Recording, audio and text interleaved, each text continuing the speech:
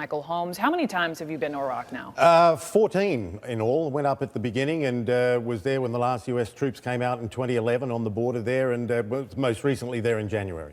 Yeah. CNN International anchor. You were there as recent as January. And just quickly, before we get into the Q&A, let's just take a look at the lay of the land. As we look at Iraq and they're heading toward Baghdad, Syria here, porous border, moving southward. Yeah. They basically, their headquarters, if you like, is here in Raqqa. This is in Syria. The border kind of runs down this way here.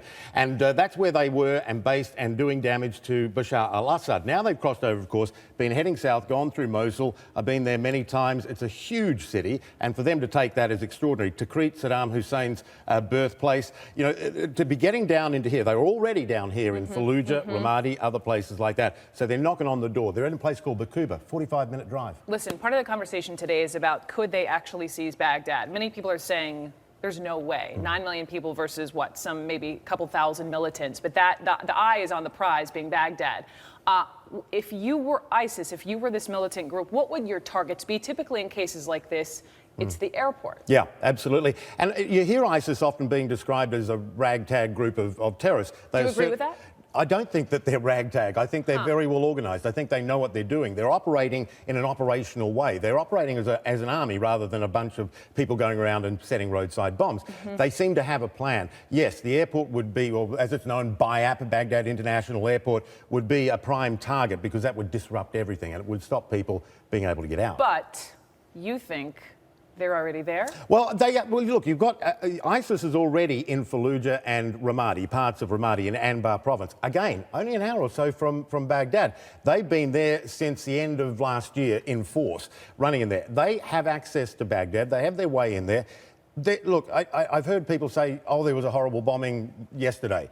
These bombs are every day. When I was there in January... You saw them? Oh, yeah, every day. And there were 2 days we had 6 bombs in an hour. So there are people inside Baghdad now with the capability to cause these problems. The targets were always Shiite, so it was Sunnis doing it. Where did this group come from? Because for so many months, I say we, the US, and also we, CNN, were so focused on covering Syria. And I'm wondering if there were almost blinders on, focused so much in Syria, and you have, my producer put it almost like a snake pit of these militants. I mean, correct me.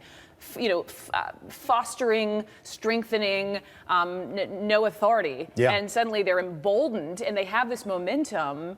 And boom, here they go. Well, they were always there. They were part of the insurgency. I mean, you're talking about some brutal people, local guys, but what's happened is they moved into Syria. They were always down in Anbar province. They were doing their thing as part of the insurgency. When the US took them on in Fallujah and Ramadi, did them a lot of damage. These guys then regrouped, became what they are now. They went into Syria, started fighting, got a lot of international fighters with them now, grew, got richer as well. One of the towns taken last week, weren't they taken by more, it was almost North African militants? I mean, from some of these videos, from what I understand from a general we're talking to later, I mean, they're using all of these, talking about propaganda as tools to get people from not necessarily Iraq or even this region to come in to fight. A lot of people want to fight. If they're jihadis, they'll come from anywhere to fight. And I'll tell you one little statistic. Yeah. The most foreign fighters in Iraq during the war came from Eastern Libya, North Africa. Really? Yeah.